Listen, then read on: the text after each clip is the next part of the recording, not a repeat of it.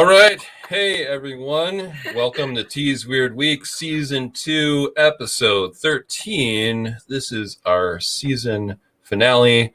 Joining me, of course, is Heidi Erickson. Hi, guys. We haven't even started yet. I'm already having so much fun.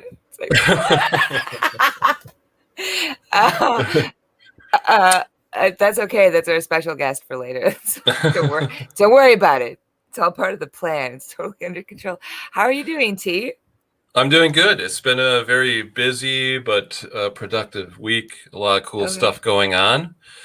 And so for our season finale here, we decided that we would go to social media and see if people had questions they wanted to ask us for an Ask Us Anything session. So we're going to do that before we get into this week's weird news. And let me tell you, there's been plenty of weird news this week, for sure. This whole week it feels weird. Maybe it's because like summer is winding down and we're going into spooky season or something, but like there's something, all these storms, like there's something in the air and it's everywhere. It's odd. Yeah, there's been these really intense thunderstorms over the last few days. Yeah. And a lot of crazy pictures of people's cars getting squished by trees that were knocked over. Yeah. And a lot of people lost electricity. So I'm glad that we're able to even do the show because at least we got electricity going on here. Yeah, I was concerned about it because I was up north at the time, and like I was getting messages from people that like the lightning struck a tree right next to our house, and like the power was out and the cell phone towers were down, and people were eating each other, dogs and cats living together, mass anarchy, just crazy. Yeah. So we're going to start with the Ask Us Anything session.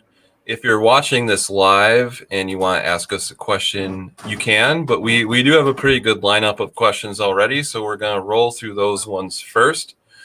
And let's start with this one. Heidi, this is directed to you. It says, how was your camping trip, Heidi? Anything strange happen? And that's from your old pal, T. Krulos. Ask that question. Oh, I love it. You should mail these to me, T. Like every now and again, we should just mail each other questions. Like, do you have any weird dreams? I mean, it was an adventure.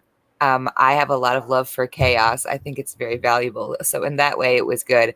In every other way, it was a Dick Van Dyke sketch, and everything went horribly wrong. I was supposed to camp for 4 days. I camped for one night because of the horrible storms.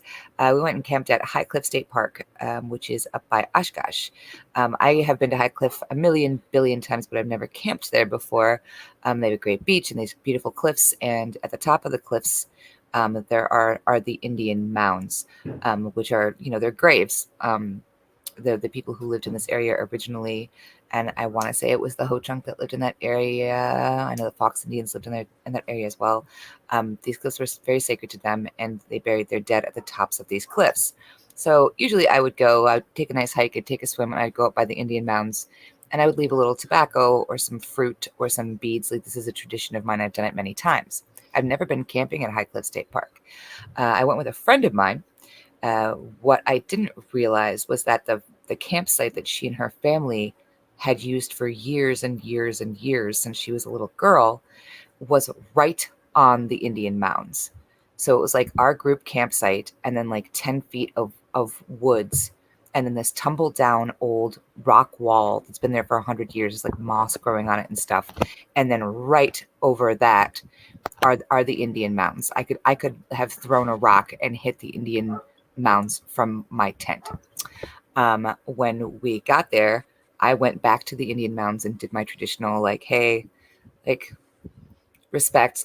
I'm camping on a graveyard. So I was like, thank you very much for letting us be here.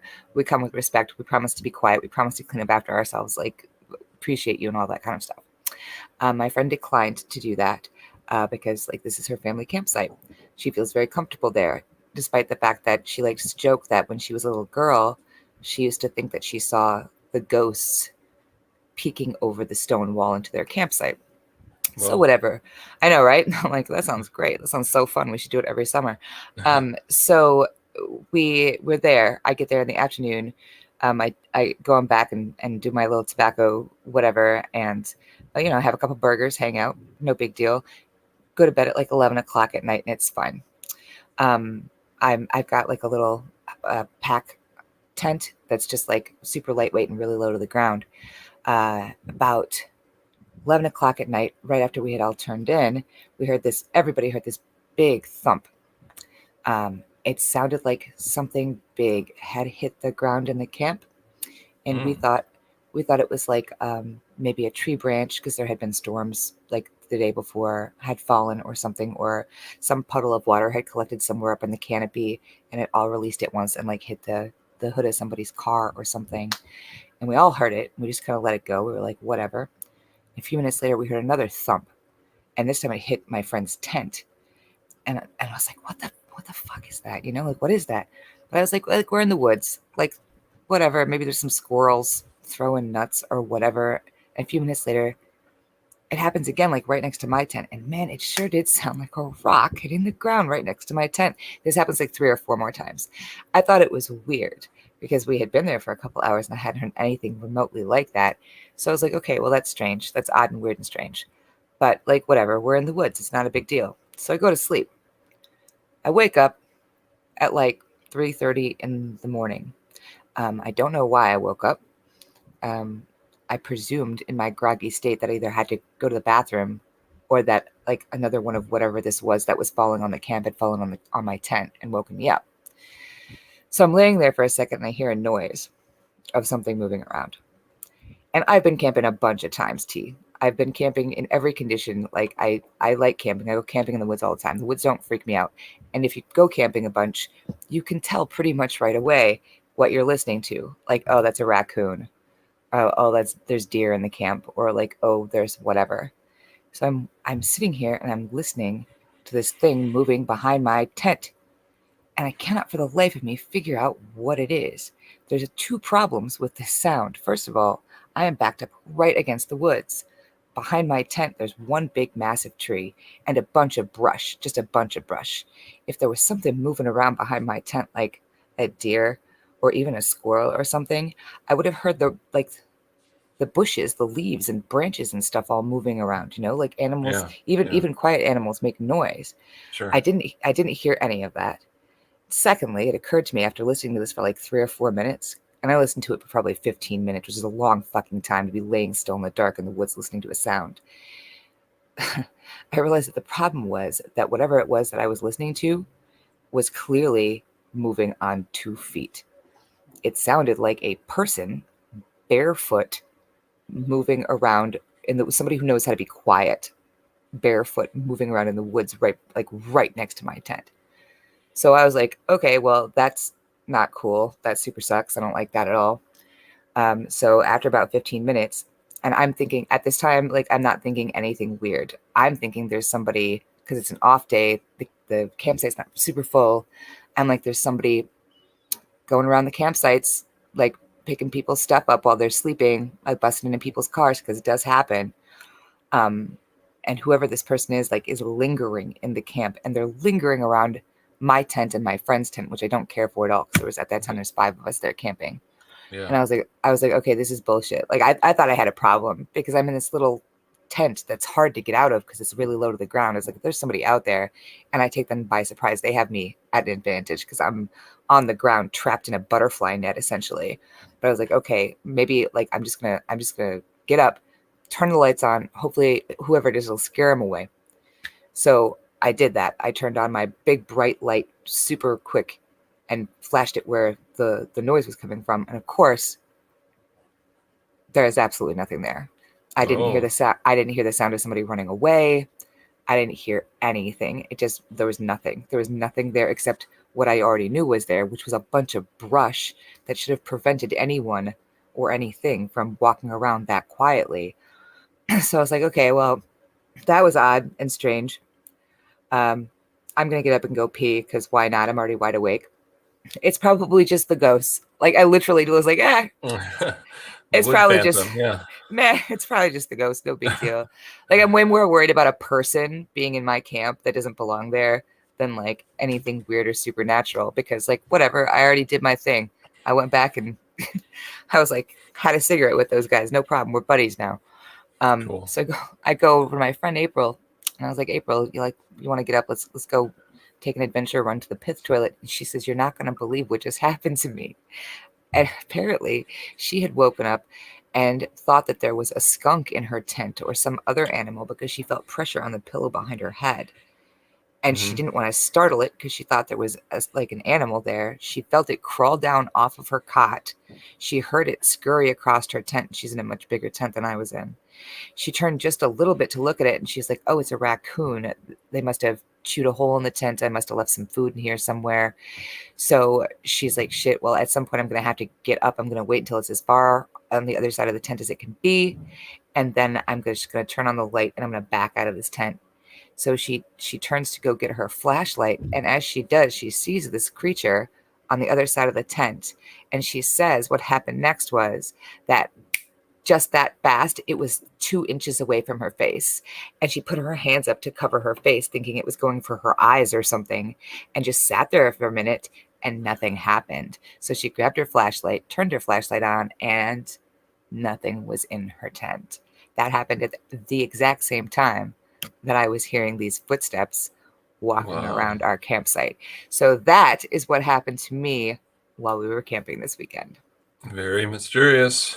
Very mysterious. Quite odd. I think we're going to be talking about some more camping experiences as these questions go on too. So it's always it's always good to experience something while you're camping, because then you have something to talk about around the campfire. Right. I just feel like that could have been so many things. It could have been what? You got angry ghosts, you're camping on the graveyard. That the rock thing, that's almost a Bigfoot thing. I mean, that's a Sasquatch thing when rocks are getting thrown at your tent. And even the super spooky, super quiet, because sometimes they say you can hear Bigfoot crashing trees down across a lake. But sometimes they say they sneaks up on you and stuff. And the other thing, that almost seemed like some shape-shifting, like weird skinwalker shit. I don't know. Maybe it was all of them. Maybe they were out for a fun week together. Maybe they were camping. They're partying. They're like, this will be fun. Let's go do this. Let's fuck with these guys. I don't know. Yeah. I don't know what happened to you. Yeah. Very interesting. Okay. Here's a question. T, have either you or Heidi ever personally seen anything unexplainable in the sky? So now I'm going to tell you about a camping trip that I took. Nice.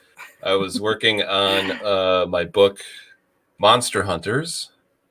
And something I really wanted to do was to get out there on a Bigfoot expedition. So I was recommended that I speak to a guy named Jim Sherman. He is one of the members of the Michigan Bigfoot Field Research Organization members. Cool. So he's a very nice guy and a seemingly very normal guy. He's a high school history teacher. He's a track coach. You know, he has a wife and kid, but he has this sort of unusual hobby where he likes to go look for Bigfoot evidence. So he said, sure, if you want to join me, I'm doing an investigation in Michigan, in the middle of Michigan. It's on this land that's owned by some farmers, and they say that they've had a lot of unusual experiences on this property. So I was like, yeah, I'm totally into it. So I get up there and, we camp out on this property near the woods. And he's telling me all about the Bigfooting biz and all this. And it's very fun. It's very interesting. Yeah. But not very eventful until the last night. The last night that we're there, we're going to sleep. I got into a tent and he was sleeping in his Jeep.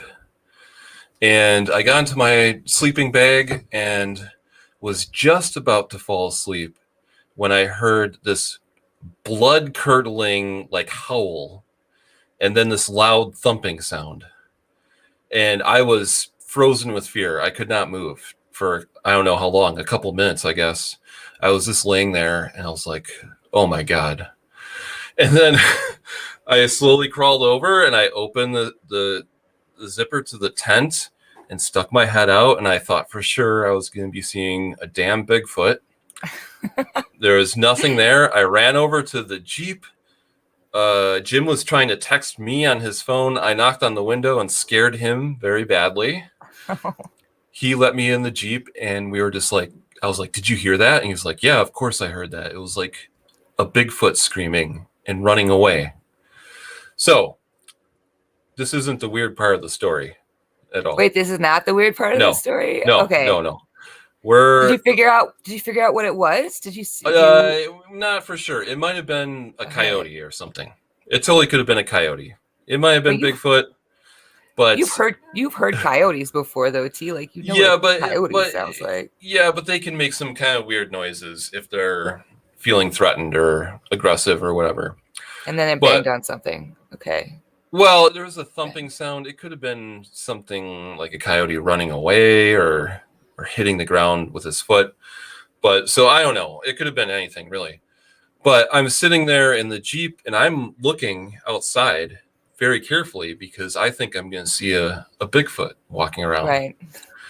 And I'm like, oh my God, I'm more scared by this than I thought because I'm shaking. The stars in the sky are moving. And then I was like, but just one of them is. And so I started looking at this thing in the sky, and it was this big ball of light.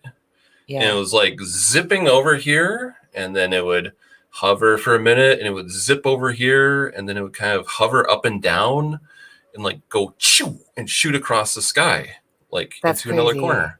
I was like, Jim, do you see this thing in the sky?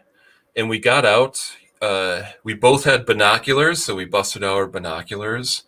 And when we looked at it through the binoculars, you could also see like red and green lights circling around this white ball. And it kept zipping around. We shot some video of it, but I got to understand the frustration of people who've tried to do this because when you see the video, it's having a lot of trouble focusing on it and it can't really keep up with it. And we're in the middle of the woods, So we watched it for a long time and then it just disappeared. What do you mean it disappeared? It just like zipped away and was gone. What? And after that, people tried to tell me all sorts of stuff. Like it was a drone. Someone was drawing their drone. This is at like 2 or 3 in the morning, by the way. Sure. I was like, I don't think it was a drone. I've never seen anything that was capable of moving like that. So I don't know what it was. I'm not saying it was the ET mothership, but it was unlike anything I've ever seen, and I don't have a good explanation for it. And I saw it, and Jim saw the same thing I did. So, well, there's a lot of like in Bigfootery, Bigfooting. There's like connections between lights in the sky and seeing Bigfoot, like that's a thing that happens where where there's a concentration of Bigfoot sightings, there also tends to be a concentration of UFO stuff. Yeah, that's crazy. That's crazy. Yeah, and you were so distracted you forgot about fucking Bigfoot. Yeah. Wow. And the couple who owned this farmland, they were relieved that we had seen it because they had also seen this light in the sky. What? They had experienced something throwing rocks, like you said, throwing rocks at their house, at their barn. There was sort of this pattern where they knew that these Bigfoots or whatever were coming. This is so creepy to me because they would hear dogs barking way off in the distance and then dogs a little bit closer barking. And then their dogs would start going crazy, running around and barking. And that's when weird stuff would happen. So this, we named this property Isabella because it's in Isabella County, Michigan. Sure. And they said they also had heard like weird whispers in the wind and all sorts of very weird stuff going on that property. See, this is what freaks me out about all that shit is that like if it was just Bigfoot and there was just like a man beast that lived out in the woods, like I'd be like, that's cool, leave him alone. Like he clearly has got his own thing going on. My big thing, I mean, Not any disrespect to Zorp or whatever. Zorp? Zorse. Zorse We is the haven't QAnon Bigfoot, by the way. we haven't talked about him in ages. We did a whole season where it was just Zork on Every tap episode we're talking all about. day. every Here, look, I even got a banner for it. Zorth alert. It says Zorth alert. Okay, well, I'm gonna need that on a t-shirt immediately.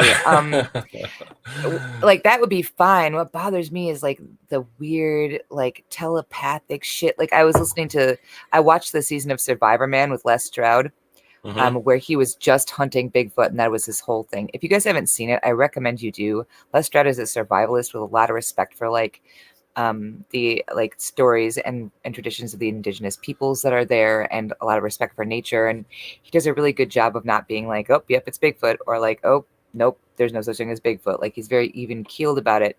But he did an interview after he had done the season where he said that the weirdest thing that had happened wasn't on tape. The weirdest thing was that he'd woken up and was terrified, and then heard, like he said in his mind, I'm not ready for this right now. And it went away. And then like 2 months later, he was in the same place, and he was like, I'm like, in his mind, he was like, I'm back and I'm ready. And they were like, we're sleeping. He heard it in his head. We're sleeping. Like that's fucking Wow. weird. Yeah. Also, if there's gonna be UFOs and also there's gonna be Bigfoots, they should be separated. Okay, we don't need that stuff coming together. That's too much flavor, you guys. You don't want to like blow your whole load right there. Then you got like fucking what, Dog Man and all that. Like there's a Dog Man over there too. It's not okay, Yeah. guys. A monster mash. Yeah. Monster Mash. Only in Minnesota, you know what I mean? I don't Okay. my mom was so into UFOs and stuff that when I was a kid, like everything that was a light in the sky was like a UFO. So Mhm. I don't know if I could even pick out a moment in time where it was more real than not. I will say that I lived out in the country for a super long time, and if you look up at the night sky there long enough, you will eventually see some shit that doesn't seem to make a whole lot of sense. Yeah. Then I'll just leave it at that. I've never had a fire in the sky moment, though. That's never happened to me. Not yet. Not yet. Not Okay. yet. Here's Right, a. Thanks, T. T's always keeping it positive for me, and I really love that about him. Just hang in there, Here's little a. buddy. You'll get Here's. dissected anytime.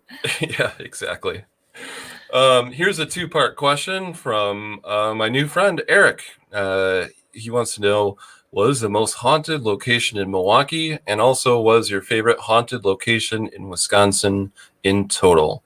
Oh. Heidi, you want to take a crack at that one first? I don't know what the most haunted place in Milwaukee is, because Milwaukee has a whole bunch of haunted places in it.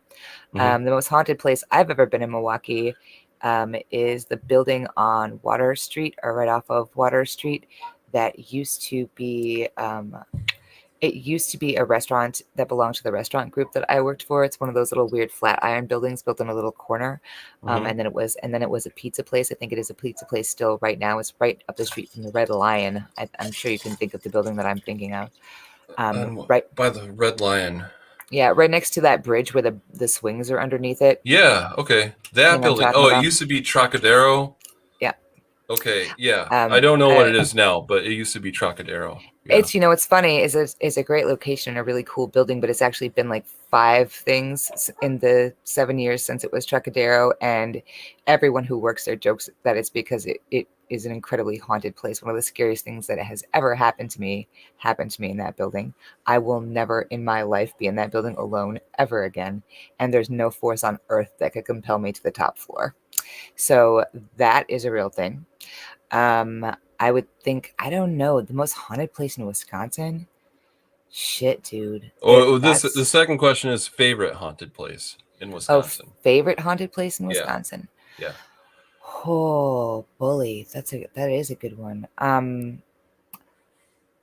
That's crazy. You know what I like? I like stumbling across old cemeteries in the backwoods, and like there's a bunch of places where there used to be towns and there aren't towns anymore because like the industry that fed the town dried up, or there was a fire, or like the whole place sank into the swamp or whatever. Those are always my favorite haunted places, is like when you're out checking out, Wisconsin in the woods, and you stumble across a railroad tie, or, what used to be somebody's front stoop, and you look around and realize that in the woods somewhere, this used to be a place where people lived. Those places are haunted in a figurative sense and often in a literal sense. And that is my favorite kind of haunted place in Wisconsin. Though I Mhm. would say probably my favorite haunted place in Wisconsin, period, is the Novitiate at Gresham. Okay. I'm not familiar with that one.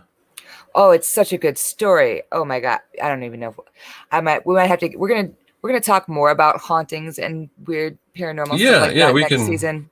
Yeah, we can We'll get visit. into it. Hopefully, right? I think we can. There was a time Yeah. where we could not, but I think we can because recently someone did just do a ghost hunt at the Novitiate, like the first one that's ever been done, and that building's been there for over 100 years. So hopefully we can go. Suffice it to say, there were monks, uh, satanic rituals. There's a very unfortunate incident where some of the native people there in the 70s tried to claim sovereignty over the property, which was legit, and got super murdered by the government because of course they did. Like whole kinds of stuff happened there, and people see ghost lights, they see hooded robed figures walking the woods. There's places there, they say, like close enough to the property itself where if you go there you lose chunks of time. Like it's really cool and it's beautiful, so like it's pretty awesome. Cool. Okay, my answers to this most haunted location in Milwaukee. As Heidi said, Milwaukee has so many ghost stories, so many haunted buildings, like Yeah, really a much higher capita than a lot of other big cities do. Chicago is also very similar to Milwaukee in some ways, and they also have a lot of ghost stories. yeah, I yeah. think the most famously haunted location in Milwaukee is the Pfister Hotel. Sure. And that's because there are a ton of Major League Baseball players who have claimed that they've had Right, supernatural encounters in the Pfister. right. Lots of them. I'm talking about over 2 dozen baseball players. And when you walk through the lobby, it does have that sort of haunted house vibe to it. So Yeah, it's really easy to visualize that place being haunted for sure. yeah, yeah. I think it's So interesting because you picture haunted places as being like vacant and right, empty. yeah, yeah. I wonder, like, I've never been in a haunted hotel room, but I always thought that that would be so jarring to have something like super spooky go on in this hotel room, and then you open the door and you're in a hallway and there's people everywhere, and like Yeah. you must feel like you're going crazy. Yeah, but you like walk through the hallway and there's these really old oil paintings, and some of them you can totally feel like the eyes following you like Right. in a Scooby-Doo episode or something. So I don't know Awesome. if it's technically the most haunted. There's a lot of good ghost stories that come from the Brumder Mansion, for Sure. example. Even the Milwaukee Public Museum has some pretty good ghost Right. stories. Yeah. But I think that's the most famously haunted location is the Pfister Hotel. My favorite haunted location, I'm gonna say that it's the old Baraboo Inn in Baraboo, Wisconsin. I've never been to the old Baraboo Inn. I You hear know it's what? We should great. talk to them because they would totally have us do the podcast there for Oh, I'd sure. love that. That would be so fun. Yeah, I've heard it's Yeah. really active and interesting. Yeah, so Baraboo, Wisconsin in general is very interesting because in the golden age of the circus, it was the headquarters for the Ringling Right. Brothers Circus and many other circuses that have since been forgotten. But Yeah. it must have been so cool to go to Baraboo in that era because you would Yeah. just see like clowns and acrobats walking down the street, getting their groceries and like wild animals and all sorts of interesting stuff going on. So the old Yeah. Baraboo Inn was a brothel and a bar, of Of course. course, Sure. with a lot of circus performers who hung out Sure. there. And so it's famously haunted, and people that I trust have told me about weird experiences that they've had there. But I would say what makes it my favorite is the people who own it are super friendly. They're super down.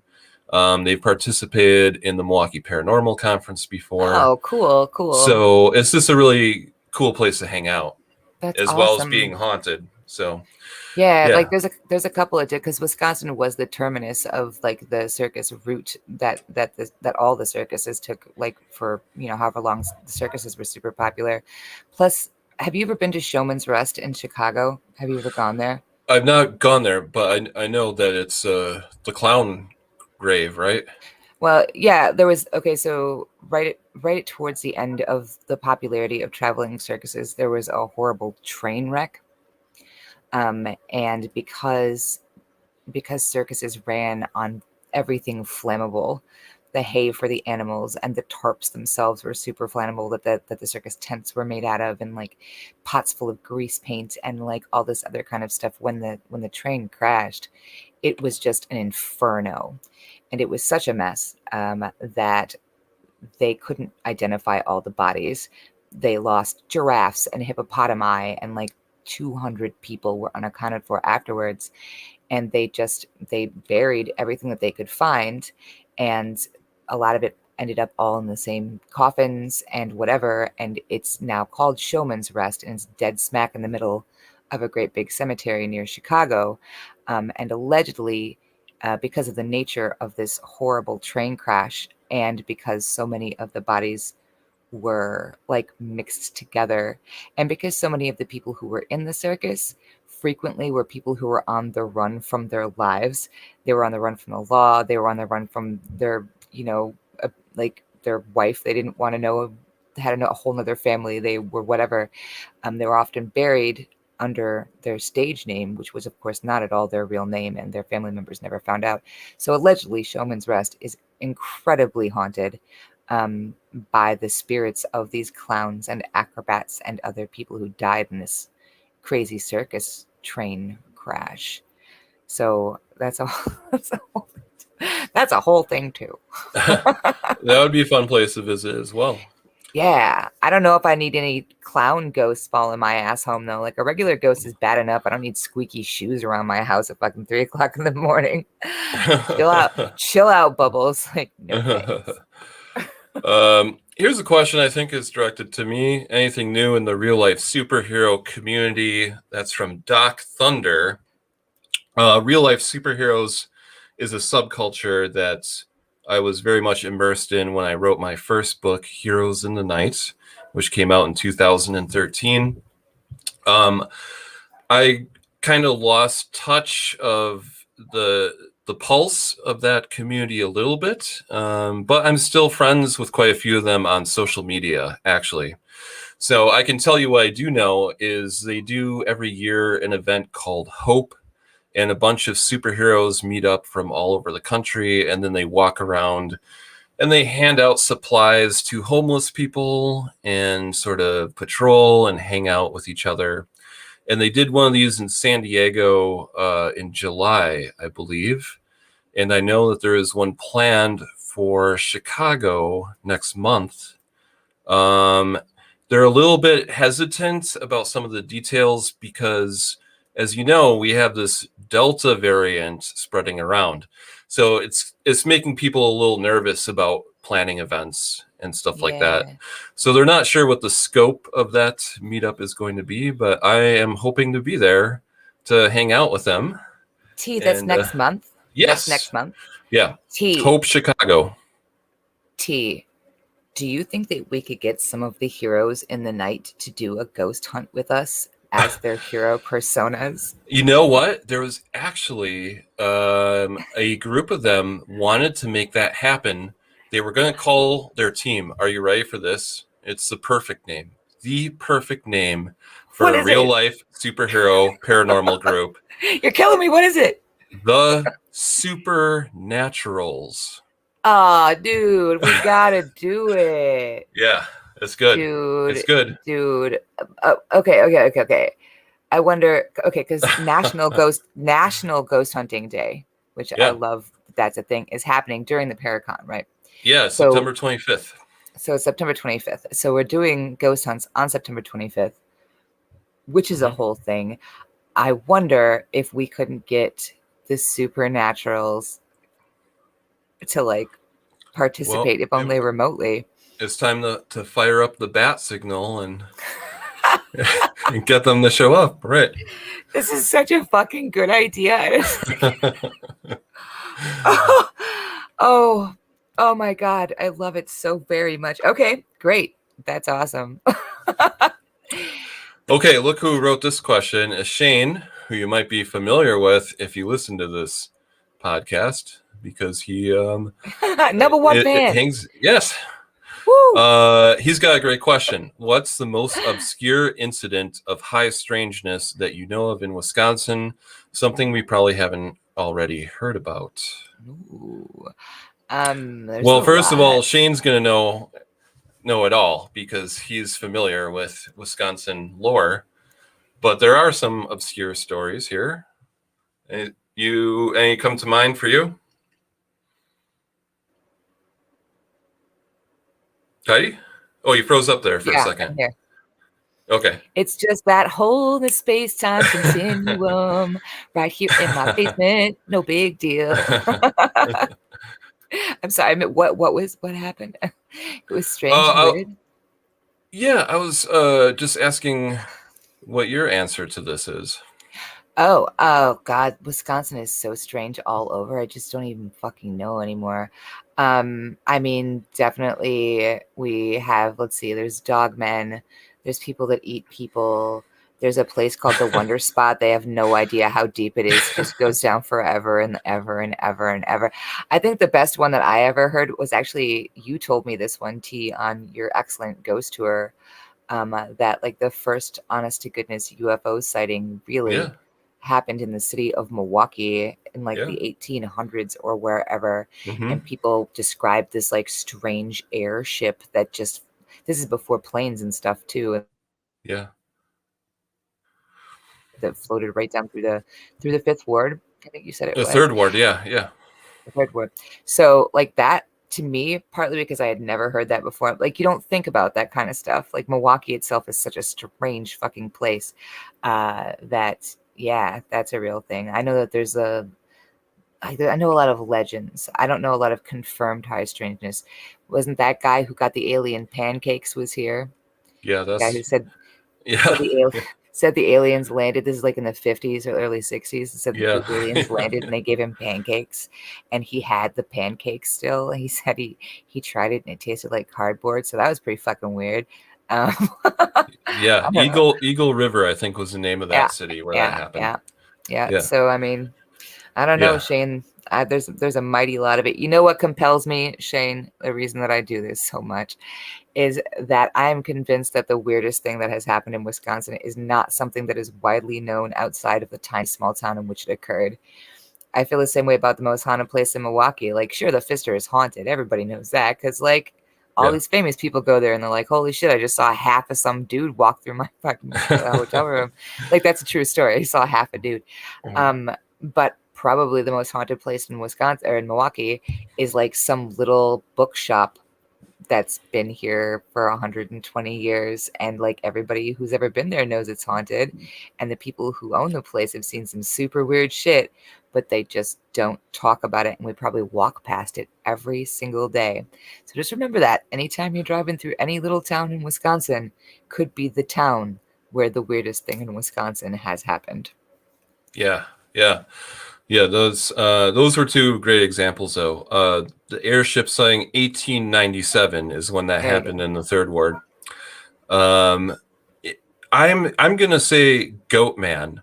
I don't think this is very well known outside of Wisconsin. Maybe it is. I hadn't heard about it when we started doing the paranormal conference in 2015.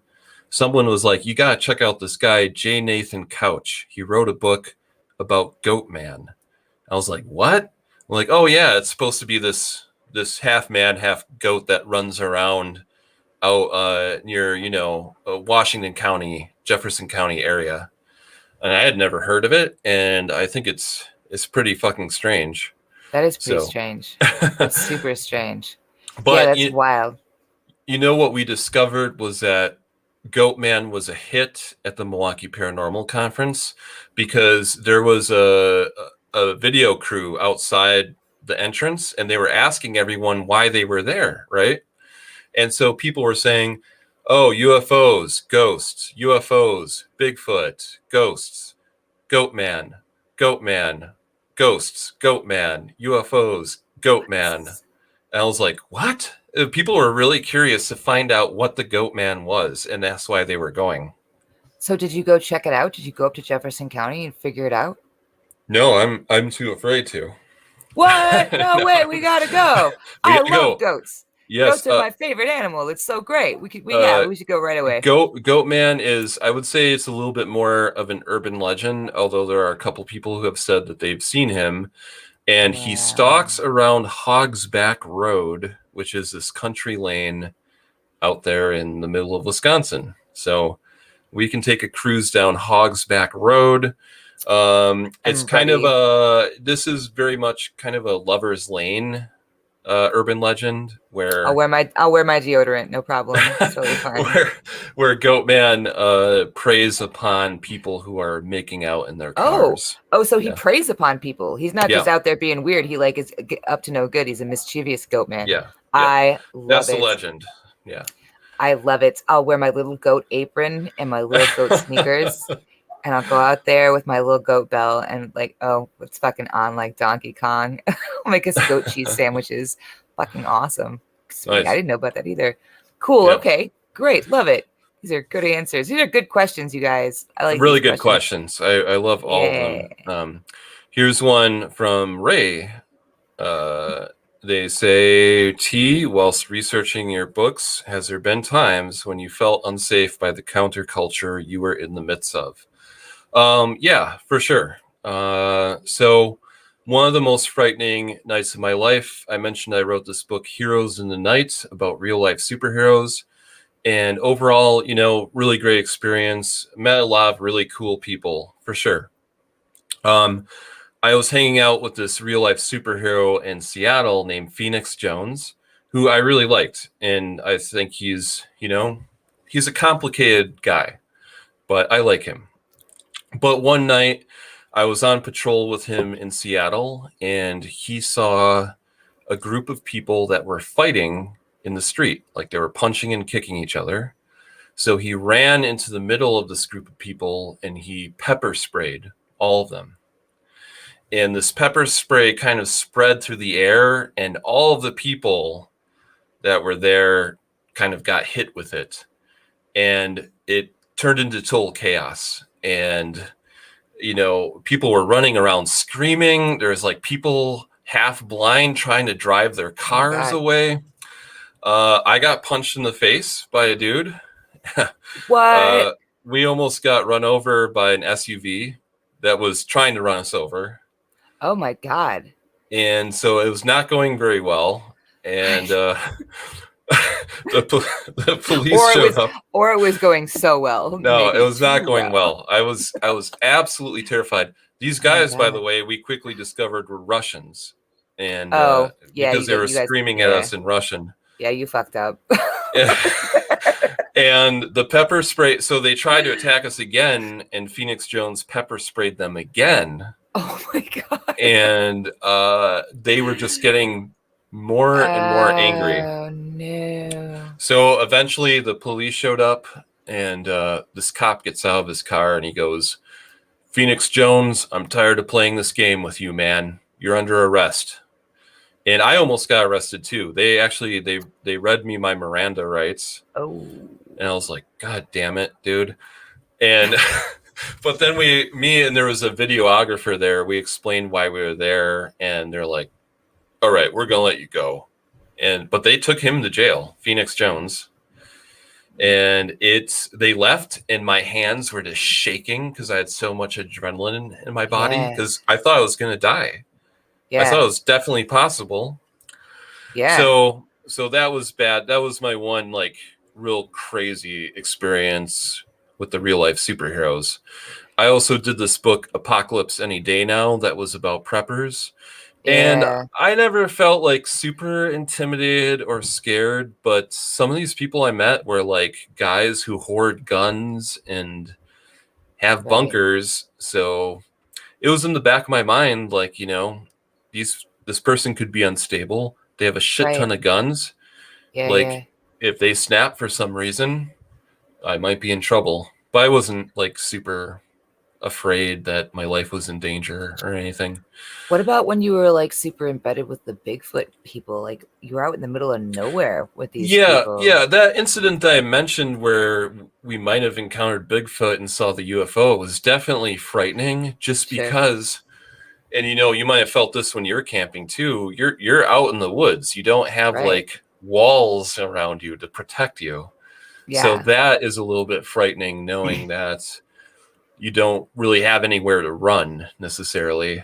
Right. Yeah, and if So you do, like you're like if you're in the woods, if you're running, whatever it is that's chasing you is way better at running in the woods than you are. Like you're yeah, totally. yeah, yeah. But you So weren't. I wasn't But you. super terrified, but I was like weirded out and a little bit like, what the fuck is going on? Yeah.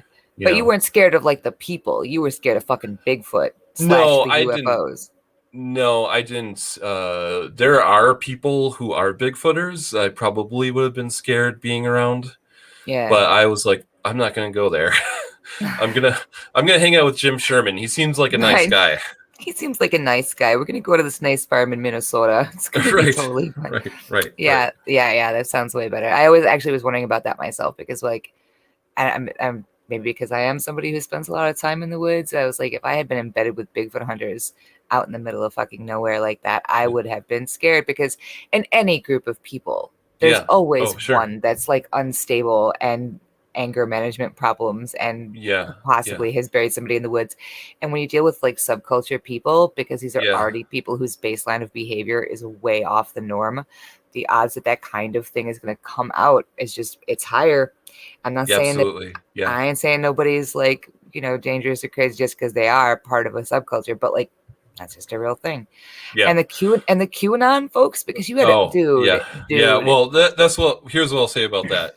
I also hung out with one conspiracy theorist in particular a bit, Richard McCaslin, and met some other conspiracy theorists.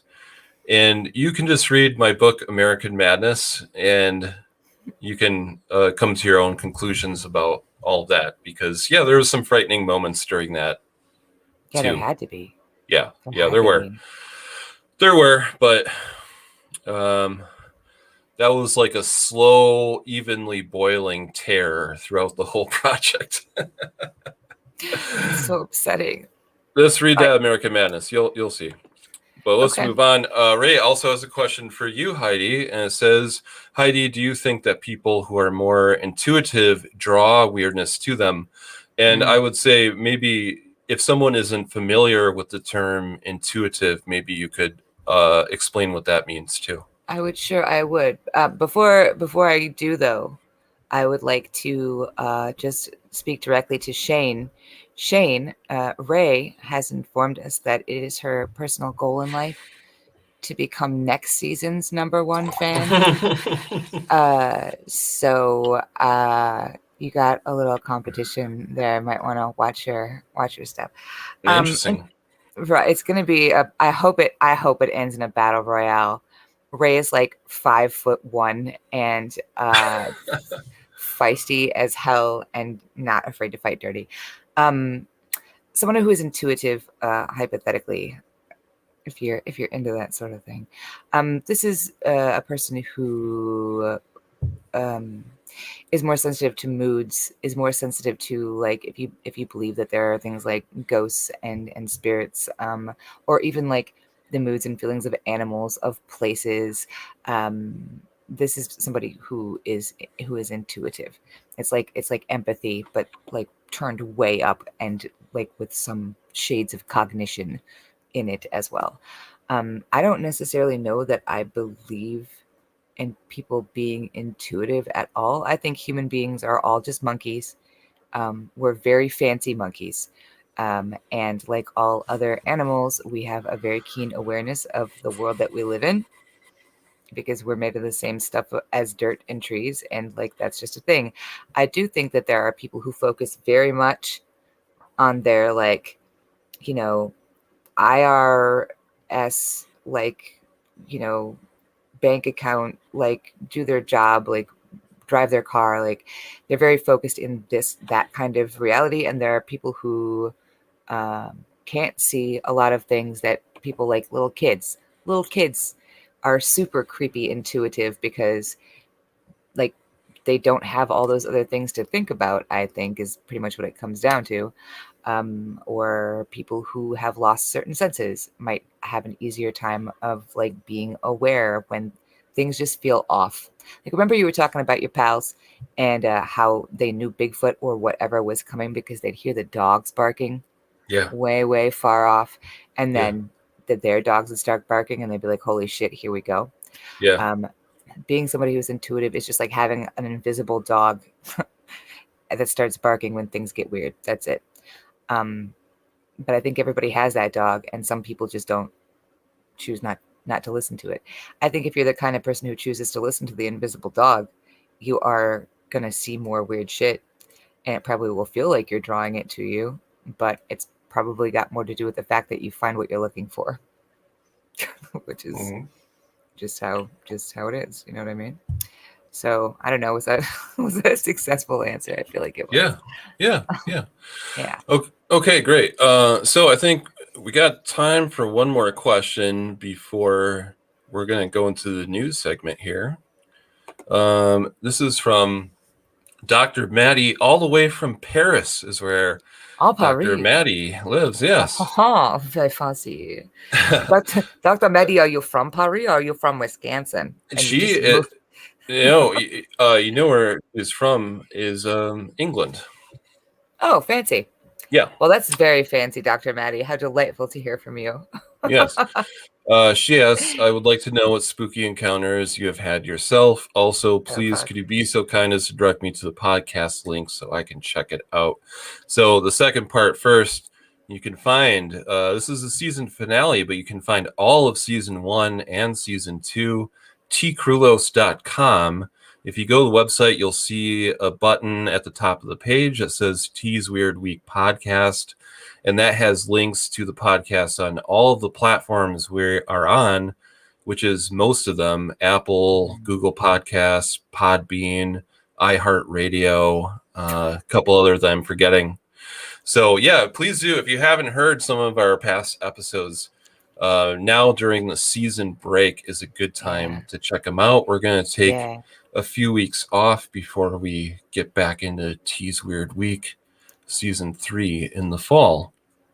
I think that we've kind of answered the first question a little bit. We've talked about some spooky encounters that we've had so far, but Heidi, do you have another one that you want to mention here? I mean, I know we've had a lot. I mean, yeah. Okay. So the first, okay, Christ.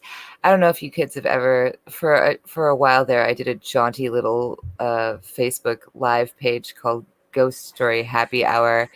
If you are bored one night and or have been drinking, I recommend you go back and check out some of those videos because I talk a lot about tons of weird stuff that has happened to me. The first thing that sprang to my mind was the fact that my earliest memory is of a place called Mars Hill, which is a very old house off of Holy Loch in Dunoon, which is in Scotland.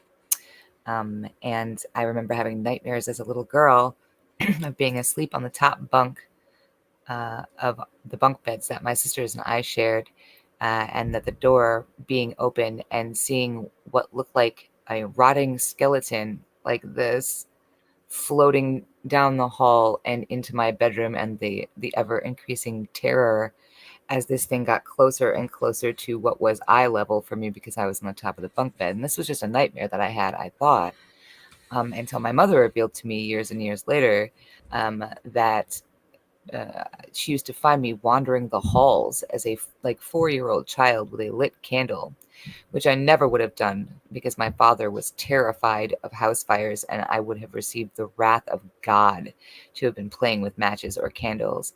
And yet my mother caught me at this over and over again while we lived there. And when she would stop me and be like, what are you doing? Why would you do that? I would look up at her and tell her that the bones made me do it. Damn. Yep. And it turns out that the Lord of Dunoon, who lived in that house for years and years, it was eventually purchased by the United States military and turned into military housing because the locals wouldn't have anything to do with it. It was already reputed to be terribly haunted, partially because the Lord of Dunoon was terrible to the people who lived there. They eventually rose up and rebelled and revolted against him, and he ended up hanging himself in the front hall, which was what eventually became our apartment. Wow. Okay, well, yeah, check out some more of those Ghost Story happy hours, which are on YouTube. They're available on YouTube, right? No, they're only on Facebook. On Facebook. Okay, That's cool. right. Cool. What am I gonna say here? I've told some of my spookiest and frightening encounters so far, but I guess I'll mention one more. Was when I was working on Monster Hunters, which is why I was doing the Bigfoot thing. I also hung out with a local team called the Paranormal Investigators of Milwaukee. And even though I'm from Milwaukee and they're from Milwaukee, our paths crossed outside when they were doing a haunted road trip. I mean, this sounds super fun. This is what I would love to do with T's Weird Week, and we've discussed this, is they would take their vacation time at the same time, and then they would just hit, Mansfield Reformatory and like the old psychiatric hospital and do this like tour through several states doing investigations. So I happened to be traveling and I met up with them in Kentucky because they were doing an investigation of a notoriously haunted place called Bobby Mackey's Music World. And it's this old honky-tonk bar. And it's supposed to be very haunted. There's all of these stories about it. There's a well in the basement because it used to be a butcher, plant or whatever. Sure. And these guys murdered this pregnant woman and chopped off her head and supposedly threw it down this well and thus opened up a portal to hell. And, as one does. Yeah. So it was very creepy. I will say that. I saw a shadow moving, I think, although it could have been my mind. I don't know. And I didn't experience anything directly. However, people on the team were definitely experiencing stuff, including we were doing in an EVP session, electronic voice phenomenon, where you try to record ghostly whispers. And this woman who's on the team named Missy, she became very frightened and said that she lost her vision and the feeling in her hands. Whoa. And she was crying about it and, was very obviously very, very frightened. And other people on the team, what's it called?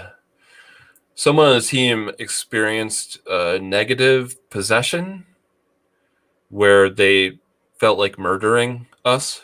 Oh. So that's a great guy to be having a road trip with.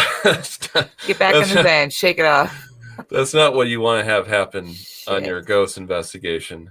No. So it was a frightening night, and there was a lot of frightening stories that come out of Bobby Mackey's Music World. So it was interesting. It was frightening. And spooky. I would say it was definitely spooky. Yeah, that sounds pretty spooky. Yeah. Cool. These are great stories. I'm glad we did the Ask Us Anything. Me too. Yeah, it was really fun. And thank you very much to everyone who took time to post a question to us on social media. I'd love to do this again, next season or something, or sometime in the future. But now it's time for T's Weird Week news. And what a lead we got this week, I think. Oh, man. So one of our favorite cryptids, I think it's fair to say, is Mothman. Yes. And so sexy. I love Mothman. I'm going to marry him. Our sound engineer, Andrew, aka Android 138, even remixed a Mr. Mothman song last season, I think it was. He did.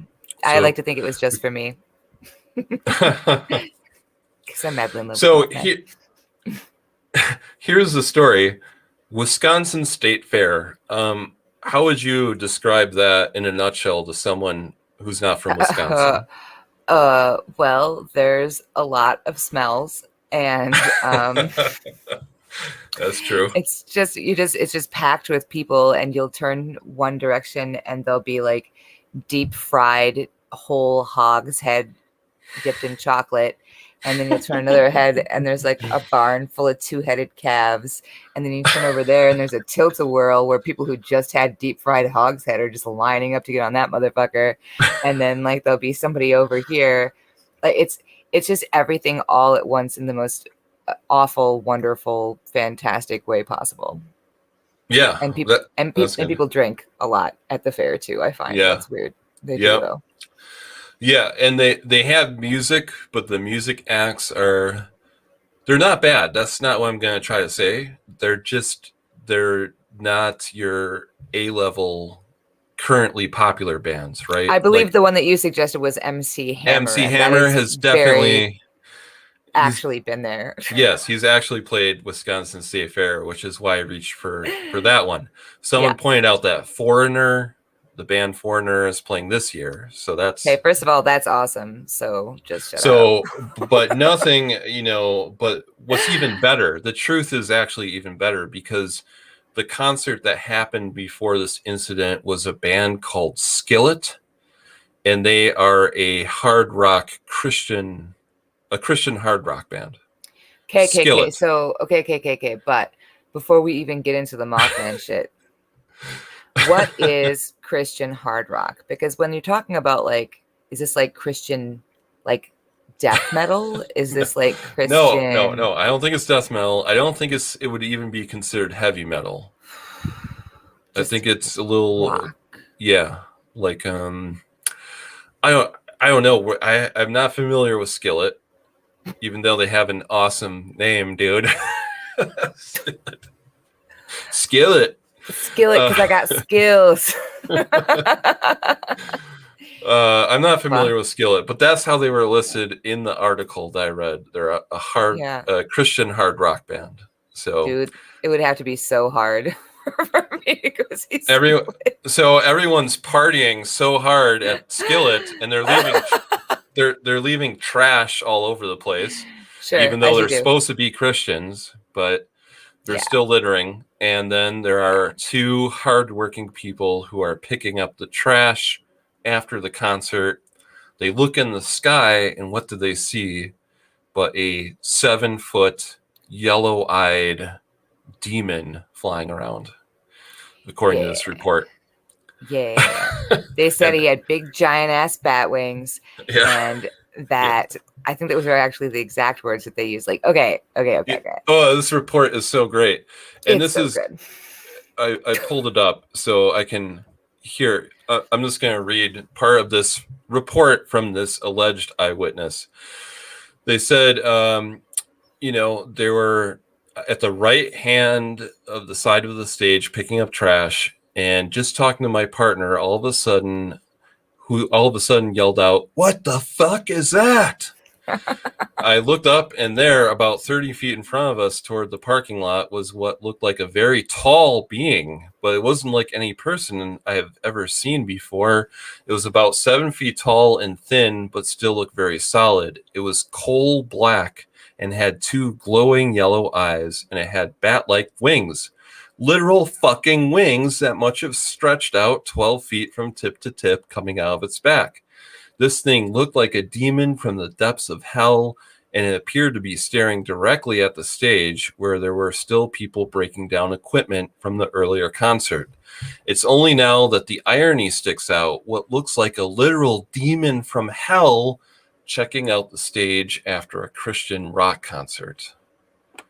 That is a very dramatic account of the sighting.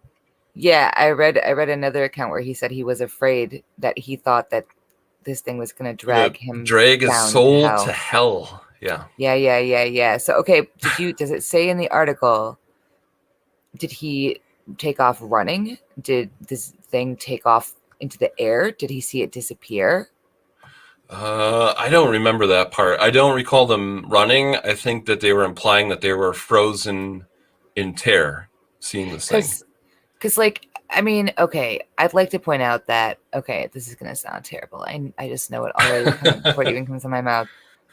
If you are picking up trash after the skillet show at the state fair, Yeah.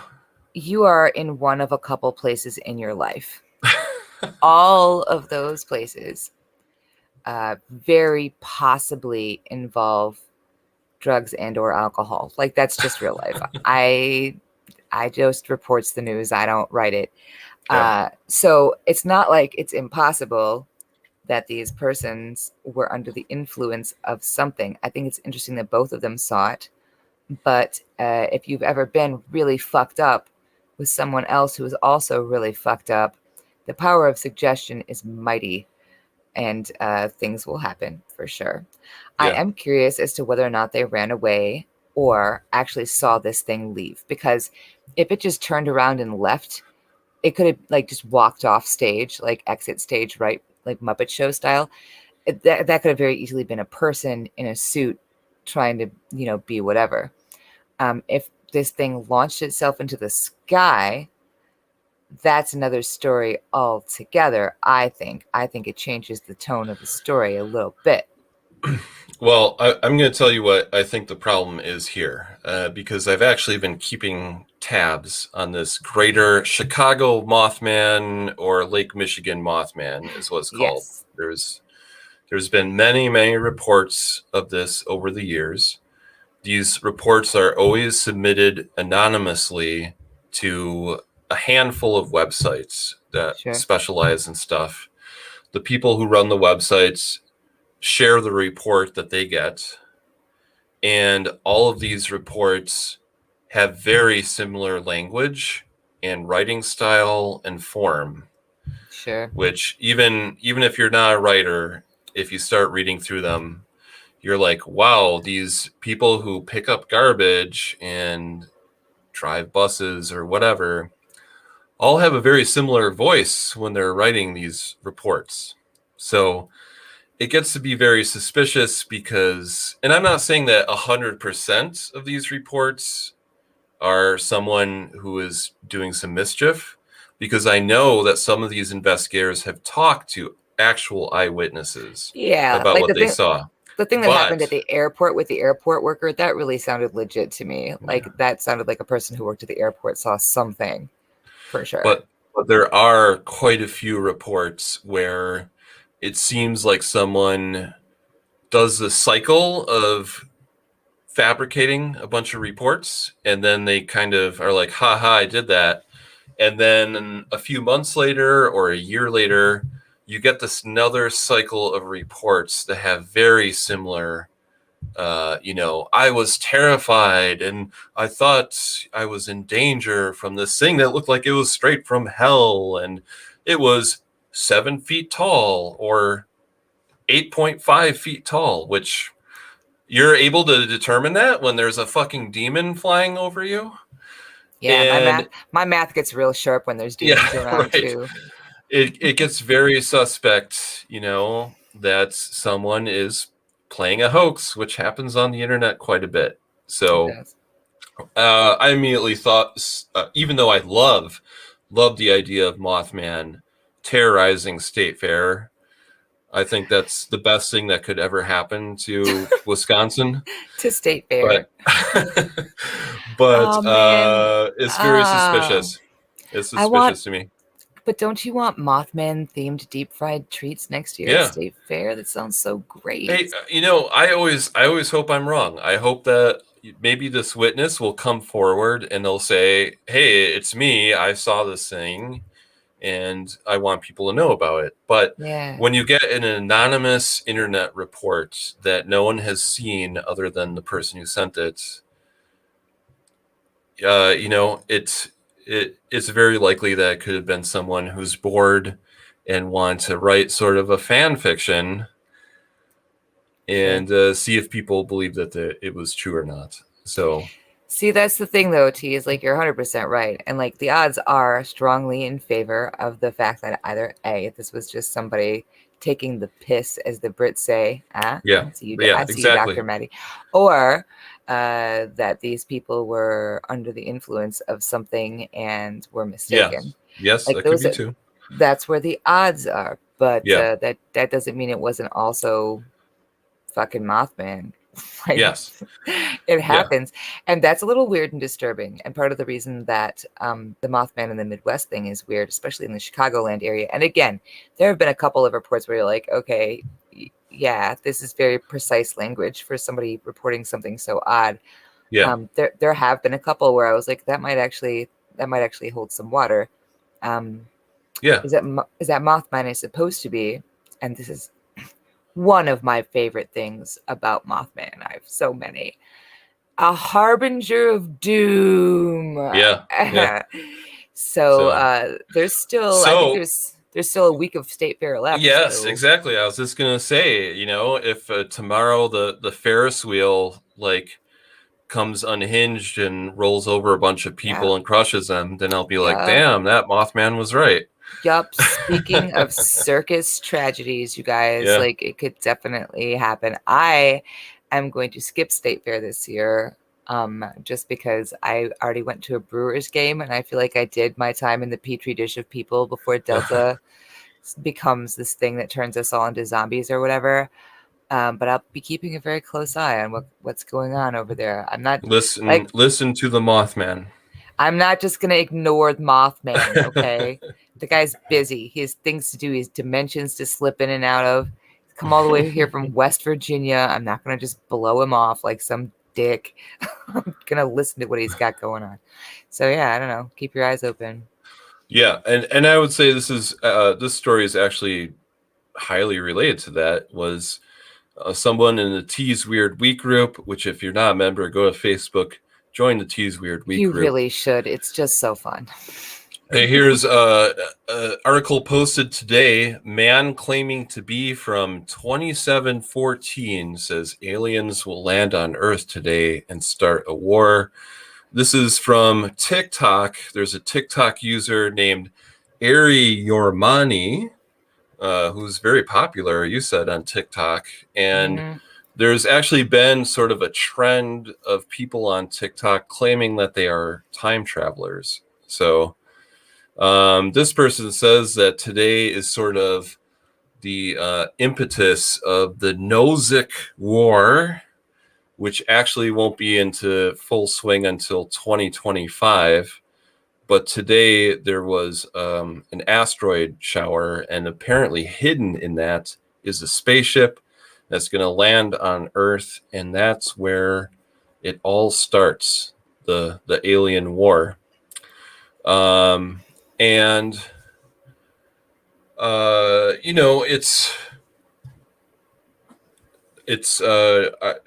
It's possible, I guess. Yeah, anything's possible. I would like to point out that apparently this person has been making tons of predictions about things that are going to happen, which absolutely did not occur. Like the date came and went, not unlike our friend the My Pillow guy. He said that these things were going to happen, and in fact they never really did. So he's of questionable credibility. He's an unreliable narrator, if you will. Also, apparently came all the way here from 2735 or whatever to just spread anti-vax and anti-mask conspiracy theories, which is like the other big part of his TikTok, is talking about how no one should take the vaccine and you shouldn't wear masks. So, I mean, whatever. I think the scariest part of this story is the fact that this guy has 4 million hits on TikTok. Like, what the fuck? To be fair, it seems like most of the people who follow him on Twitter are highly dubious. I think they're following him for entertainment purposes and less so for their breaking local news. Shane's got yes, that's what it was. Perseids meteor shower happens every August, every right. single August. So That's a thing that happened. I mean, again, is he from 2730? Like, I guess maybe. I don't know. I'm sure they have idiots in 2735 You're right. saying to Yeah, get that's what I was idiots here gonna say. today. That idiot needs to go back to the future. Then Right. we don't need him spreading anti-vax stuff here. Right. We got enough of that. Send us your good stuff from the future. Keep your weirdos. Wouldn't that be sad if time travel was a thing that became possible? And the For first person who did it was just like so dense, or like everybody who does time travel, like from the future, they're just figuring it out. So they're only sending people that they absolutely cannot stand, just the most obnoxious motherfuckers they can find. They're like, hey, Bill, why don't you come try this out? That is TikTok for you. Oh, hey, Ray. Here comes Ray. Yeah. Watch out, Shane. It's happening. Yeah. Oh no, I don't know. I wasn't able to share all the comments, but Shane and Ray are at peace. They're both enjoying the podcast, and so Damn it. that's great. We're glad to have both of them here. I was really excited for fisticuffs. God, that's so sad. So sad. Speaking of grade A idiots, let's talk about the My Pillow guy. I love him. Who you mentioned. I love him so much. He's having a full-on Captain Ahab style mental breakdown in front of everybody, in front of millions of viewers. Sure. He had made the claim that Trump was going to be reinstated this Friday the 13th, as president, because he had this shocking evidence that he was going to present that proved that the election was a fraud, and therefore Trump was going to be back in. So this week he's had what he's called a cyber symposium, and he has, Dr. Wingnut like showing how the voting machines malfunction. He's got Steve Bannon there, always a despicable character. That fucking guy is still around. I thought they ground him up and pumped him into tins of spam long ago. He's live streaming from the event, and he's got Jim and Ron Watkins are being beamed in by the internet on video. Those are the guys who are the likely suspects as being QAnon. I thought that Steve Bannon and Donald Trump hated each other now, because didn't Trump fire his ass or something? Yes. Yeah, but they made up. Pretty much. Great. Right. That's heartwarming. I'm so glad that those two found each other. So this symposium started yesterday. Today was the second day. Tomorrow's the last day. So Vice was there, and they asked Mike Lindell, the My Pillow guy, hey, what's going on with Trump being president again on Friday? And here's his response. I love this quote. He said, "Nobody said that. Nobody said that. Nobody said that. Nobody said that. Nobody said that. Nobody said that. Okay? I think this interview is over." But did anybody say it though? Check and see. I think you said it.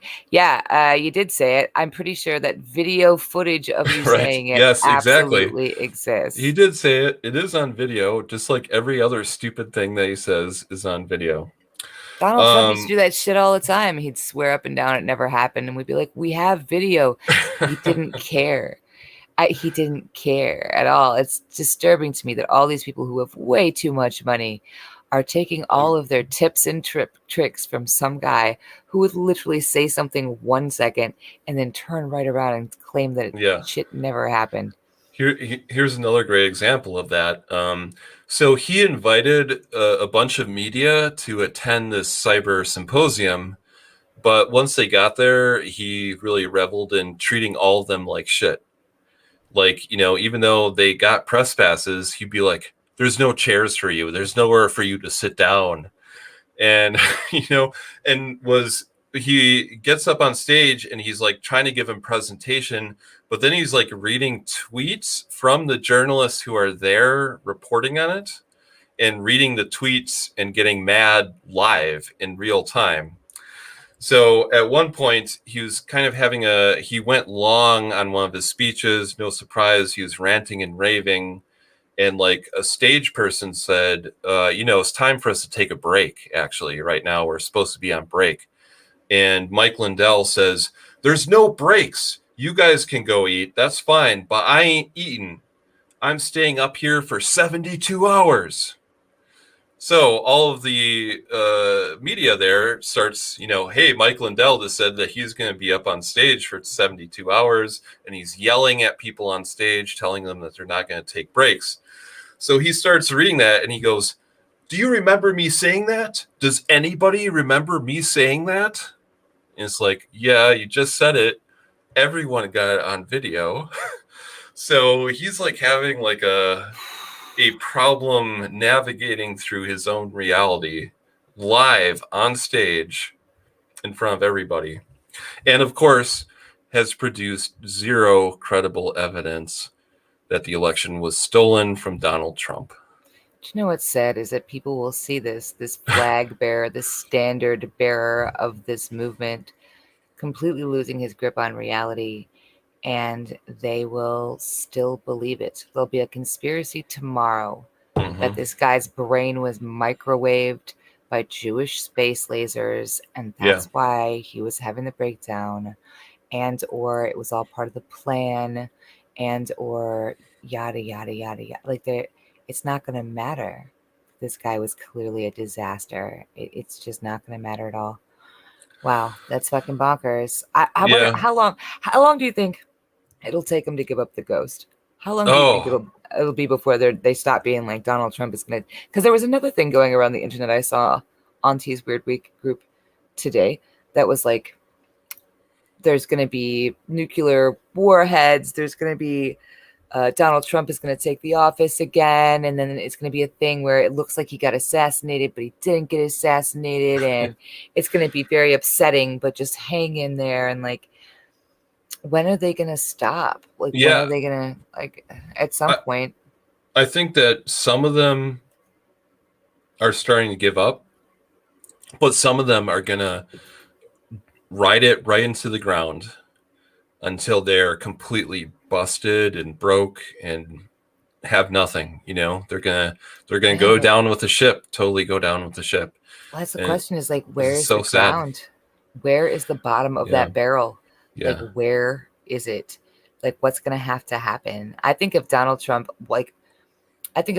swallowed a stick of dynamite and blew himself up in the middle of the street, they would still think that it was a deep state conspiracy. Like a deep fake. And or he'd totally. They're going to believe anything but reality, because they're too ashamed or too deeply like invested into it to be like, oh, I was totally fucking wrong, and I totally got hoodwinked by Donald Trump and whoever is creating this like QAnon scam and the MyPillow guy. It's just like it's not even like really funny or scary even anymore. It's just sad. Like, you posted that terrible, sad story about that Q guy that like ended up killing both of his children because he started hearing voices that told him that their children with lizard DNA. Like, the fuck, dude? Like, it's just sad. It's just so sad. So sad. I mean, it shows you how dangerous it is. I mean, I make a lot of jokes about the MyPillow guy and Alex Jones and all those people, but like you say, that story where this man, and he seemed like a normal guy. He was a surfing instructor, which is super cool. Looked like he had a nice family, but something snapped in him, and he killed his young children because QAnon stuff, and it seems likely that he believed in reptilians and that his wife had reptilian DNA that she passed on to her kids. And it's just so sad to know that he's maybe going to get help, and then he's going to realize what he did way too late. And there's a lot of stories like that. They're not necessarily that dramatic, but there are a lot of people who have had they've split from their loved ones, their spouses, their friends, their family because of I this think QAnon shit. So I think everybody has at least one member of their extended family yeah, that they have watched like go from being maybe a little bit conservative to being just full blown disconnected from reality. Here's the thing, like, I mean, we make a lot of like sidelong glances at people and like imply that they're not in touch with reality, but the thing is, like, if you have a mental wellness struggle, if you're in a place where things are not going super straight for you, and then you tap into a subculture and all of a sudden all the pieces start clicking, yeah, you should be afraid, yeah, because that is not how anything ever works. And that kind of thing is an addiction. There's brain chemicals going on where you feel like you are answering all these secret questions and you suddenly feel special and like one of the chosen people who sees behind the veil. The second you start to feel that way, you should go and talk to a licensed physician and see about getting yourself in a place where you can be on track with reality. And it's hard to do because the world is super fucked up right now. And none of us, nobody in the world right now is 100% A-OK playing with a full deck right now. That's just not real. We're all so fucked up. Our reality got turned upside down. Our purses got dumped in our laps. Like, we saw so much failure in all of our systems. Like, people died. It was bad. We're all fucked up right now. yeah, But if you start thinking that some people have suddenly revealed the secrets of the universe to you on the internet, that yeah, is wrong. That's not real. It's not real. Go see a doctor right away, especially before you kill anybody. In fact, before yeah. you kill anybody, if you're starting to think that that's really what you got, just call me. Just like, I don't care who you are. If you're looking at this whole thing and you're thinking maybe this person is a lizard person, just like DM me. I'll recommend you to somebody. I'll talk you down. We can sit and watch Golden Girls together. Whatever you want. Shit's not real, bro. Not super real. I don't know where to go from that story, T. I Yeah. feel like Well, there's a couple directions we could go. I think I wish that you we should yeah. continue and get the bad stuff out of the way. You found a very Oh interesting God. article that talks about a theme that we talked about on the show a few times, which is Yeah. artificial intelligence, aka the robot overlords. Yes, indeed. So apparently, not just Russia. They're talking a lot of shit about Russia in this article, and you'll hear why in a second.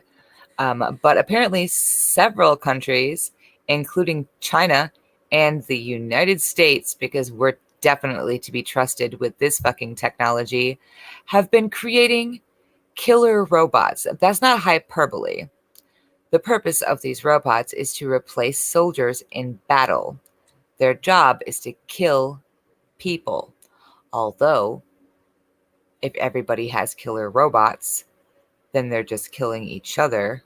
And then we start to get into some Philip K. Dick territory where we're not even really like, none of us, like, whatever. The whole point is there's killer robots. Their job is to kill people. Now, all of the countries who were totally qualified to make judgment calls on humanitarian issues because they're building fucking killer robots all got together and sat down and were like, we should probably have some rules in place, like some ground rules for the killer robots. No hitting below the belt, you know, no talking about your mama, that kind of thing, which I think is fair. I also think it's ridiculous because you got killer robots. Like, there's things like the Geneva Convention where there's rules of warfare, where there's things you can do and things you can't do in war, but it's war and people are going to do horrible things no matter what because it's war, which ostensibly is the reason they made these killer robots so that people didn't have to be subjected to the terrors of war, or at least not their people. The simple rule that they wanted to apply to the killer robot situation was that they should never be 100% autonomous. At no point should the killer robot get to decide who to kill when to kill, if to kill. There should always be like you know, a driver. What do they call that guy who's driving the mecha whatever, like a drone operator or something? yeah, like a pilot. Like ultimately it should be like this robot can do the dirty work, but ultimately it's got to be a human being that makes this decision. And the reason is because robots are machines. They can glitch, they can be wrong. Like they only had those self-driving cars on the road for 3 days before those things were driving right into the lake. So I get it. They're like, this technology is not foolproof and bad things could happen. Russia was the only country to be like, no, fuck you. Our robots are good robots. We don't need no stinking pilots. Like they were the only people that were like, oh, we're fine. Which I think is crazy. Both sides of this are crazy because on the one side you got Russia acting like they've never seen motherfucking Terminator before in their lives. There's no way that movie hasn't made it to Russia. It's been 25 years. You can't just have robots and give them guns and then just unplug them and let them run and go do whatever. Bad call, Ripley. And then you've got the other side who are trying to argue that the place they're coming from is moral and that it's somehow better that like an 18-year-old kid who's been in training for 3 months and is now carrying an AK-47 is somehow better qualified to decide who should live and who should die. Both of those arguments are fucking ridiculous and crazy. But the Russians, as usual, have managed to take the absolute fucking cake. Yeah. We're going to have to add that place to the list of places. I think that's actually Flair. Yeah. Wisconsin, Scotland, Florida, or Russia. Russia. It's a Philip K. Dick move for sure. It is a Philip K. Dick move. They nailed it 100%. Good job, Putin. Fucking Christ. Here, I want to share Shane's comment here about conspiracy stuff. He says, we're all fucked up right now. I kind of needed to hear that right now. We really are. I'm lucky. I'm vaxxed and all. I just miss my friends. You know, I do too. I haven't seen a lot of my friends, not the usual amount that I have. I've seen you a couple times, Heidi, and Andrew, and a couple other people. But yeah, you know, Shane and everyone else listening, we appreciate you, and we're looking forward to hanging out with you in the future, in the near future. Yeah, we are. So, it's going to be really good, you guys. If we go back down onto lockdown again, you guys are all part of our virtual quarantine, and we'll hang out and play cards together and talk about lizard people. We're gonna get through this, you guys. Just because we've lost our grip on reality doesn't mean we can't have any fun. Right. So I think we have a little bit more lighthearted story here. Oh, please, Jesus Christ, please. To get us out of this mire of My Pillow guys and killer robots. And I feel like I'm in a Bergman film right now. It's the worst. Get me out of here. Oh, man. Okay, let's talk about this guy. He is admirable, I think. He's interesting. I want to meet this guy, actually. We should. This is a story, and we can actually bust out the banner. We haven't done that yet this episode, even though we could have. Wisconsin, Scotland, or Florida, or Russia. This one's definitely from Wisconsin. It's the story of Donald Gorski. He has amazed people by setting a record of eating over 30,000 Big Macs. Holy shit. Yes, how did he do it? How did he do it? He has been eating them since 1972 is when he first discovered the Big Mac. And after that, he began eating an average of 2 Big Macs every single day. Wow. He first was noted for this when he set a record in 1999.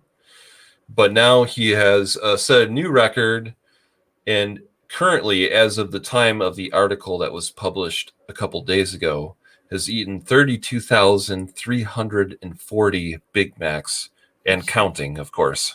Do you know what's crazy? I saw pictures of this dude. He's just a little skinny dude. Yeah. He's not even like, you've been eating 2 Big Macs a day since the 70s, bro.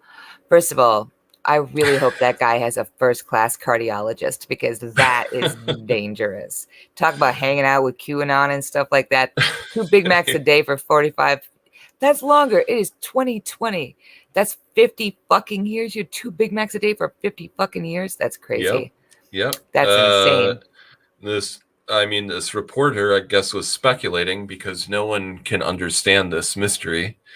But the Big Macs are 563 calories per Big Mac. And Donald attributes him not being huge because he, number one, skips the fries, which I think defeats the whole purpose, because that's the best part. That's the best part, though, is the fries, Oh, I agree. McDonald's fries are where it's at, but like, I get it. I get what he's saying. You and have the Big Mac, Diet Coke, sure. But he skips the fries. Okay, so he says that's one reason, and the second is he's a very avid walker. So he walks around quite a bit and burns those Big Macs off. So I love the fact that at his home, in case someone contests his record, he has a receipt for every single Big Mac that he's bought, and he has this framed display that shows the progression of the Big Mac packaging as it's changed over the years. So every time they change the packaging, he saves one of those for his display, which has probably a couple dozen different Big Mac packages in it. Yeah, and probably some real crusty special sauce too. You know what, T? Before you even ask, I'm just gonna go ahead and promise never to say crusty special sauce ever again. You're welcome. Oh man. Shit. Sweet. Super great. I'm proud of him. I am proud of him because he's a guy from Milwaukee. You know what? I think like that's a super Wisconsin thing to do anyway, is to be a guy who like eats a slab of bacon and like a whole wheel of cheese and a dozen eggs every single day with some rye bread and blats, and somehow is like only as big around as my wrist. Like there's just some people talk about Wisconsin like it's this land of just like rolling Olafs or whatever. Yeah. That's a band name. The Rolling Olafs. Rolling Olafs, yeah. Wow. Debuting at Krampusfest. So, but like, there's so many people that I know, like, especially out in the country, who are like those dudes who like will eat anything. They're the guys who eat the fat off the end of the chicken drumstick. That's their favorite part. You know what I mean? And are just like these whippets of people, like just itty bitty. It's got to be something German. What did you say his last name was? Donald Gorski. Okay, first of all, yeah, that guy was invented in Wisconsin. Donald Gorski. Also, his name is Donald, like McDonald's. Yeah, it's Kismet there. Yeah. Come on. It's a good thing he wasn't really into like Wendy's burgers or whatever, because that would have been a missed opportunity. Well, Mr. Gorski. Yes, a salute to you. A salute. We'll have to someday we should do like the weird Wisconsin prizes or something, and we'll definitely award him an award for outstanding achievement, I guess. I think that there's that scene at the end of one of the Marvel movies where after everything explodes and New York is destroyed and they're fighting the aliens, they're just all sitting around in a shawarma joint just eating and looking at each other. I think that we should do some great big giant over the top T's Weird Week special, and the last scene will just be us eating Big Macs with David Gorski. I love it. That's a good idea. Okay, cool. Well, it's been a hell of a season, T. Jeez. Yeah. Yes, it has. We've talked about many interesting stories. We've had some small adventures, like going to UFO days and the Midwest Haunters Convention. Oh yeah, that was fun. Yeah, and we're looking forward to doing more of that. We're going to take some time off here to reorganize a little bit because we got a bunch of recombobulate. Exactly. exactly. Mitchell International Airport, home of the only recombobulation area where you can put your shit back together. Yeah. So that's what we're going to do because we have a lot of cool stuff coming up in the fall, like the Milwaukee Paranormal Conference. There's the Wendigo Fest. We're going to be at Beast of Bray Road Conference. And of course, it's the Halloween season, so I'm sure we'll have a lot of stuff going on throughout October. And we will.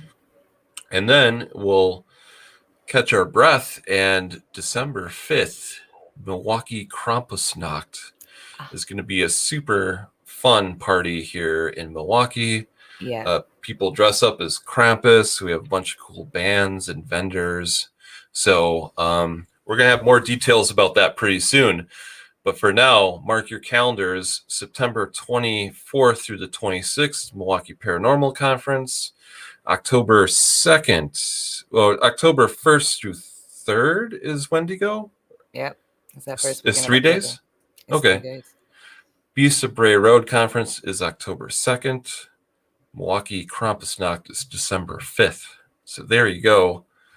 A ton of cool shit coming up. Hopefully, knock on wood, there's no insane alien invasion or pandemic or hostile Trump takeover this Friday. If we could just take a breath, if we could just take a fucking breath, that would be crazy to me. That, dude, it is bonkers to me that 2021 is almost over. I still have not gotten over 2020 at all. I cannot believe it. The year that lasted forever, followed by the year that happened. Yes. Just like that. Yeah. Crazy. Okay. Well, I hope everyone's doing all right out there. Horizon. I hope everyone's doing again. For a second, you cut out there for a second, but okay, we're gonna wrap it up and be safe out there, everyone. Check out tcrulos.com where you can find the entire first 2 seasons of T's Weird Week podcast, and we'll see you soon. Thanks for joining us, and we'll see you later.